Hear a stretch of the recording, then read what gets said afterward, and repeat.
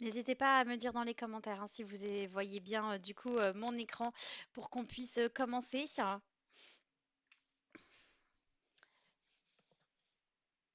Bonjour à tous.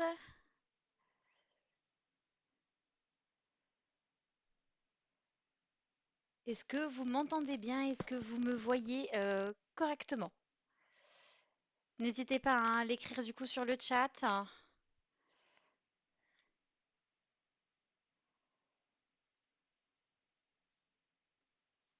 si vous me voyez comme il faut. En tout cas, déjà, merci à toutes les personnes hein, qui se sont inscrites au challenge. Merci également à toutes les personnes qui ont déjà pris le programme hier. J'ai vraiment hâte de commencer avec vous. C'est vraiment une nouvelle aventure qui s'offre à nous pour passer cette année 2025 sans tabac. On va peut-être attendre encore quelques minutes euh, que tout le monde puisse se connecter au chat.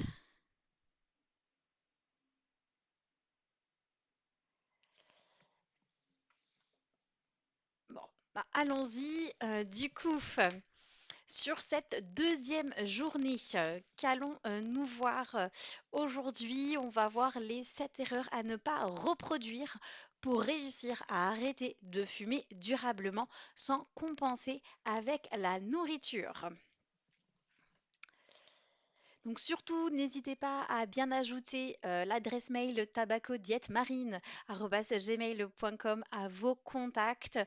Du coup, je passe sur cette adresse mail-là pour vous envoyer tous les liens, tous les conseils aussi que je peux vous envoyer par mail. Donc si c'est directement dans vos spams, malheureusement, du coup, vous ne les aurez pas. Donc toujours à qui s'adresse, hein, on va faire un petit rapide topo pour toutes les personnes du coup qui n'étaient pas là hier. D'ailleurs, est-ce que parmi vous est-ce qu'il y avait des personnes du coup parmi vous qui n'étaient pas là hier, qui sont là du coup aujourd'hui?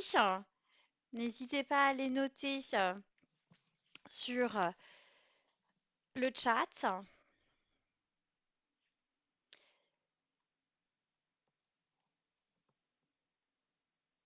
Je n'ai pas eu encore de retour. Bon, bah, je pense que du coup vous étiez là euh, finalement. Hier et c'est vraiment chouette d'être là tous les jours. Donc, à qui s'adresse ce 5 Day Challenge? Si vous avez déjà pris du poids à votre dernier arrêt du tabac, si vous avez peur de prendre du poids aussi lors de l'arrêt, si vous avez peur de perdre votre condition physique aussi en prenant du poids, et si vous avez peur des effets secondaires de l'arrêt du tabac comme le grignotage, et si vous avez peur de transférer votre addiction au tabac sur l'alimentation. Voilà, ça c'est vraiment les points qui permettent vraiment que je puisse vous aider en tout cas. Qui suis-je? Je suis tabacologue nutritionniste. Voilà, juste un petit rapide topo. Voilà, j'ai eu mes diplômes en 2012 de diététique et en 2018 de tabacologie. J'ai travaillé dans pas mal de structures. J'ai travaillé dans des cliniques via aussi des mutuelles. J'ai travaillé dans des entreprises, des associations aussi, où voilà. Mes activités principales, c'était des consultations de tabacologue et en plus vu ma double casquette en nutrition et bah, du coup ça me permet aussi de voir cet aspect aussi de l'alimentation parce que trop de personnes malheureusement ont peur de prendre du poids à l'arrêt du tabac qui fait que du coup bah, on a tendance à avoir cette rechute malheureusement. Donc hier, nous avons vu du coup sur cette première journée la méthode EMTA, entretien motivationnel, tabac, alimentation, qui permet finalement d'arrêter de fumer sans compenser avec la nourriture. Voilà, je vous ai un petit peu expliqué comment ça pouvait se passer. Le programme d'aujourd'hui. On est vraiment sur du coup, les 7 erreurs à ne pas reproduire pour réussir à arrêter de fumer durablement sans compenser avec la nourriture. C'est vrai que l'idée, c'est du coup de ne pas reproduire ce qu'on a pu faire précédemment ou vous faire gagner du temps tout simplement. Demain, on verra ensemble quel type de dépendance vous avez. Donc, on fera les tests, les différents tests qu'on peut utiliser pour savoir quel type de dépendance on a. Ouais, on en reviendra vraiment en détail demain. Jeudi, on sera sur comment préparer son arrêt et rester motivé. La préparation de l'arrêt est hyper importante pour pouvoir avoir un arrêt du tabac durable. Donc on verra ça ensemble jeudi et vendredi, du coup, la dernière journée de ce challenge, comment manger à l'arrêt du tabac. On va voir l'alimentation équilibrée. On reviendra un petit peu plus en détail aussi de quelle action a la nicotine sur notre organisme et qui fait que on prend du poids à l'arrêt du tabac. Donc voilà, ce qu'on a vu hier, c'était pour qui était fait cet accompagnement, pourquoi on pourra avoir un arrêt du tabac durable et pourquoi on a tendance à compenser avec la nourriture. Aujourd'hui, on va voir du coup ces 7 erreurs qui vous permettront du coup d'aller plus vite et du coup de ne pas les faire. C'est normal que vous ayez peur d'arrêter de fumer, c'est tout à fait normal. Le tabac fait partie de votre vie depuis très longtemps. Il faut essayer d'avoir toujours cette vision de soi en tant que non-fumeur. Le visionnage est vraiment un outil qui permet d'aider d'arrêter de fumer. Donc n'hésitez pas à prendre, on a vu ça un petit peu hier, quelques minutes tous les matins quand vous vous levez, à qu'est-ce que je vais faire dans ma journée, qu'est-ce que je vais faire le matin au petit déjeuner, puisqu'on a quand même tendance à avoir cette cigarette café en association. Qu'est-ce que je vais faire à ce moment-là en prenant mon café? Ça permet déjà d'amorcer les choses et d'amorcer votre organisme qui n'est pas et qui n'a pas besoin de cette cigarette.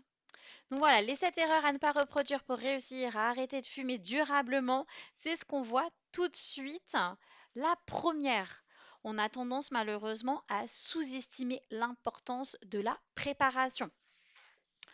Il faut bien préparer son arrêt et pas forcément se lancer voilà, sur du jour au lendemain, à se dire allez, j'y vais, je me lance sans finalement savoir quel type de dépendance on a, quels sont ces rituels avec le tabac, quand est-ce qu'on fume, pourquoi on fume. C'est vraiment des questions importantes qui permettront d'y arriver beaucoup plus facilement, que ça soit moins difficile déjà à l'instant T, mais en plus de mieux préparer pour éviter éventuellement les rechutes qu'on peut avoir plus ou moins rapidement en fonction de chacun, surtout si on a cette dépendance émotionnelle. Donc il faut quand même que vous ayez un plan concret de comment ça va se passer, de comment ça va se mettre en place. Et c'est vrai qu'avec l'outil que j'utilise de mon suivi diète, là vous avez déjà tout de mis en place avec du coup les semainiers que vous avez, du coup vous aurez votre alimentation aussi, il faut préparer aussi et s'organiser pour éviter de compenser avec la nourriture. Et ça, il faut le faire dès le départ. Il faut aussi avoir une préparation mentale. Le mindset, ça c'est hyper important aussi. Il faut se conditionner et conditionner votre organisme qui n'a pas besoin de fumer. Quand on fume pas. Donc c'est qu'il n'a pas besoin pour vivre de cette cigarette. Après, c'est souvent nous qui utilisons la cigarette comme quelque chose de quotidien et qui va du coup faire que vous aurez besoin de cette cigarette pour pouvoir avancer dans votre journée, dans votre vie. Comptez uniquement sur la volonté. La volonté aide pour beaucoup, mais ce n'est pas tout. Il faut ne pas hésiter à demander un accompagnement, de demander de l'aide pour vous permettre de vous aider. Voilà, selon Santé publique France, le taux de réussite à l'arrêt du tabac est 4 à 5 fois plus élevé avec un professionnel de santé. Donc il ne faut vraiment pas hésiter à se faire aider et se faire soutenir par vos proches, mais également par des personnes extérieures qui vous permettront de vous donner aussi des clés que vous n'aurez pas forcément. Donc vraiment, n'hésitez pas. Ça peut être aussi par des applications, hein. Il en existe beaucoup aujourd'hui, donc n'hésitez pas aussi. Toute chose est bonne à prendre. Plus vous êtes entouré et mieux ça fonctionnera. Se tourner vers la nourriture pour compenser. En fait, l'organisme a un mécanisme qui fait qu'il va avoir un apport de nicotine, hein, un shoot de nicotine quand vous fumez. Vu que vous n'aurez pas la cigarette, hein, l'organisme en fait va essayer de compenser par autre chose. Quand on a une addiction et qu'on arrête du coup cette addiction, l'organisme va essayer de transférer cette addiction sur autre chose. Et comme il y a des mécanismes qui existent avec malheureusement la nicotine et l'alimentation, vous avez une baisse hein, finalement de votre malheureusement de votre glycémie qui fait que l'organisme va avoir tendance à avoir envie de grignoter et de grignoter des choses sucrées. Et on sait que le sucre, voilà, l'organisme aussi a une tolérance au sucre, un seuil au niveau du sucre qui va essayer de dépasser et qui fait que du coup petit à petit, ben, on se met en place de nouveaux rituels. Et il y a aussi les hormones de bien-être hein, qu'on peut avoir avec les aliments salé et sucré, et qui finalement, au bout de 2 3 mois, bah, ça devient du quotidien. Et c'est là où on prend du coup de plus en plus de poids. Éviter complètement les situations sociales. Ça arrive très souvent. Je dis, je vais arrêter de fumer parce que j'ai une cigarette conviviale et j'ai tendance à fumer par convivialité avec des personnes autour de moi. Je vais fumer plus, fumer davantage et supprimer toutes ces sources de convivialité, finalement, vous n'y êtes pas confronté dès le départ. Donc, en fait, vous reculez le problème à un moment plus lointain, qui fait qu'on a tendance finalement, avec cette cigarette convivialité, à devenir un fumeur occasionnel. Un fumeur occasionnel fera qu'à un moment ou un autre, vous redeviendrez fumeur régulier. Donc vraiment, une fois qu'on est en arrêt et en sevrage, il faut vraiment être dans ce côté de zéro tolérance. Se punir en cas de rechute, être dans ce côté de foutu pour foutu, de toute façon, voilà, autant refumer, pas du tout. Une cigarette, vous allez avoir ce shoot de nicotine à cet instant T-là, mais si vous repartez tout de suite sur un nouveau sevrage, votre organisme n'a pas eu encore le temps de se remettre dans un nouveau rituel, dans un nouveau quotidien avec cette cigarette. Donc une cigarette, ce n'est pas un rachat de paquet. Il faut surtout éviter de repartir sur ce rachat de paquets qui va faire que du coup vous en allez avoir plusieurs et que vous allez repartir sur une habitude et un quotidien avec votre cigarette. Donc surtout, jamais foutu pour foutu. Et chaque essai, chaque tentative vous permettra d'arriver à votre objectif. Le sixième, ça y est, nous arrivons déjà au sixième, ne pas gérer le stress autrement, retrouver ce nouveau cercle émotionnel hors tabac. L'idée, c'est vraiment de trouver une compensation autre que la cigarette pour la gestion des émotions. Et on est à tendance, du coup, au niveau de la gestion des émotions, à pareil, à transférer sur l'alimentation parce que l'organisme n'arrive pas à gérer son stress hein, par une manière différente qui fait que du coup, bah, on a tendance à aller sur les choses qui nous font du bien. Et souvent, ça va être sur les aliments, malheureusement pour nous, sucrés ou salés. Donc, retrouver un nouveau cercle émotionnel hors tabac va être très important pour vous permettre de vous aider à ne pas compenser sur autre chose. Il va falloir que vous mettiez en place une activité manuelle, intellectuelle, sportive, peu importe. Il va falloir que vous trouviez des activités qui vous permettent de passer à autre chose, de penser à autre chose. Donc, il ne faut pas hésiter à mettre en place des activités, surtout qui ne vous rappellent pas le tabac. Parce que l'idée, c'est ça. Si ça vous ramène encore sur ce côté de cigarette, et bien finalement, on va être dans ce côté de continuité de façon systématique. Et la septième erreur à ne pas faire, c'est arrêter seul, sans aide, sans accompagnement. Ne surtout pas utiliser les aides qu'on a aujourd'hui. On a pas mal de choses à disposition, donc il ne faut surtout pas hésiter à se faire soutenir par des professionnels de santé qui savent finalement les incidences qu'a le tabac sur votre vie, les incidences de l'arrêt du tabac, les maux qu'on peut avoir aussi à l'arrêt du tabac. À l'arrêt du tabac, il faut se dire que dans les 2, 3 premières semaines, on a quand même les effets principaux négatifs du tabac. Et ça, c'est vrai qu'il faut aussi le savoir, se dire à quoi je m'attends, à quoi il va falloir que je me prépare sur ces premières semaines d'arrêt pour me permettre de m'aider à passer le cap beaucoup plus facilement. Au démarrage, vous allez avoir énormément d'envies, ce qui est tout à fait normal. Et donc, ces envies-là, elles vont être intenses et très fréquentes au démarrage, mais au fur et à mesure des jours, déjà au bout de 4, 5 jours, votre organisme va redescendre au niveau de ses envies et au niveau de la fréquence. Donc, ça sera déjà moins intense et moins fréquent. Et vous allez avoir une vraie différence au bout d'1 mois. C'est pour ça d'ailleurs qu'on fait 1 mois sans tabac, c'est parce que vous avez 5 fois plus de chances d'un arrêt durable au bout d'1 mois, parce que les effets négatifs du tabac vont commencer à s'estomper et les effets positifs vont commencer à être présents. En tout cas, vous allez commencer à les percevoir.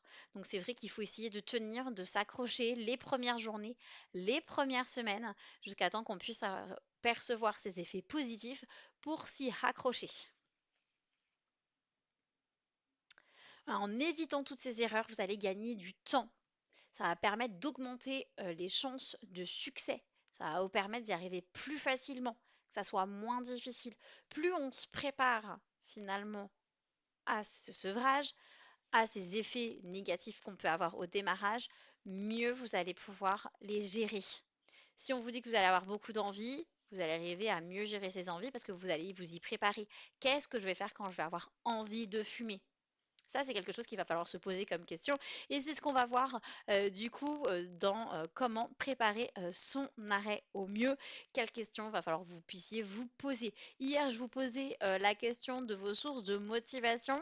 Est-ce que vous avez pu réfléchir finalement à vos sources de motivation? Est-ce que vous avez pu lister les sources de motivation court terme, moyen terme et long terme? Voilà, je vous avais conseillé d'en trouver trois pour chaque.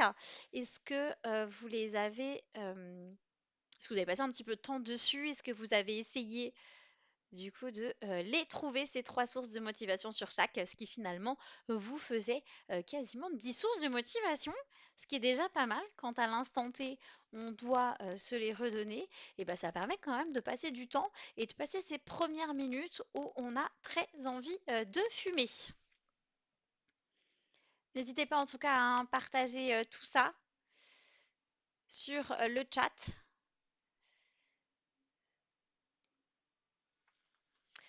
Donc, hop, on passe à la suite. À la suite, du coup, c'est le programme que je vous propose à la suite de ce challenge.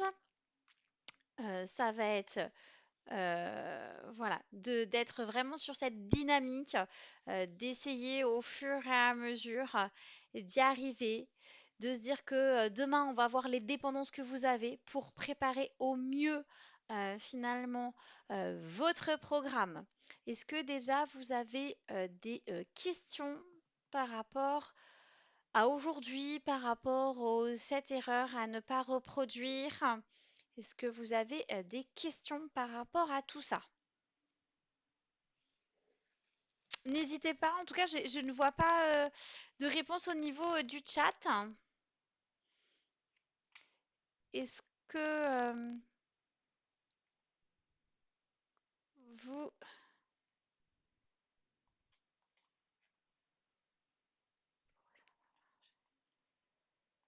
est-ce que vous êtes présent avec moi?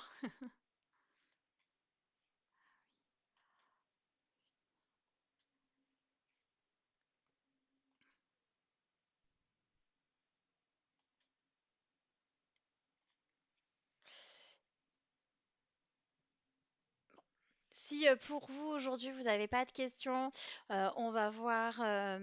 Ah, super, merci de votre retour, Sarah. Si vous n'avez pas de questions, est-ce que ça vous semble clair? Demain, on va voir ensemble du coup les dépendances qu'il y a qu'on a par rapport au tabac. On va pouvoir voir ensemble du coup les types de dépendance, les trois types de dépendance qu'on a. Donc la dépendance physique, la dépendance émotionnelle et la dépendance gestuelle. Et du coup, en fonction de chaque dépendance, les solutions qu'on va pouvoir avoir, qui va être portée demain pour qu'on puisse solutionner chaque dépendance qu'on a pour que ça soit plus facile dans cette préparation qu'on verra ensemble jeudi sur l'arrêt du tabac. Et mais en tout cas, je vous souhaite une excellente journée. Pour demain, continuez à trouver vos sources de motivation. Et avec ça, on verra ensemble à l'instant T comment gérer chaque envie avec les dépendances qu'on va voir demain. Bonne journée à vous et puis à demain. Au revoir.